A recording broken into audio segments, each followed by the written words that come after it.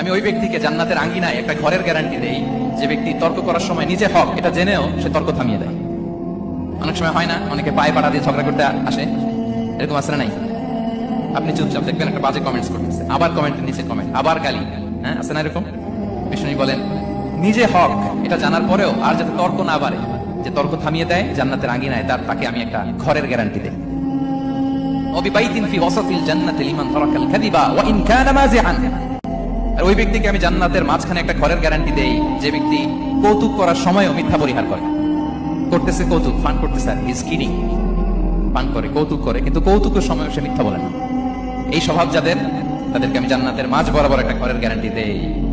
এরপর বিষ্ণু কি বলে দেখেন, তিনি বলেন ওয়াবিবাইতিন ফি আ'লাল জান্নাতি লিমান হাসানা খুলুকাহু। আর জান্নাতের একেবারে হাইস্ট পিক অফ প্যারাডাইস, জান্নাতের সর্বোচ্চ স্তরে আমি একটা ঘর বা একটা বাসভবনের গ্যারান্টি ওই ব্যক্তিকে দেই যে তার আচরণটা সুন্দর।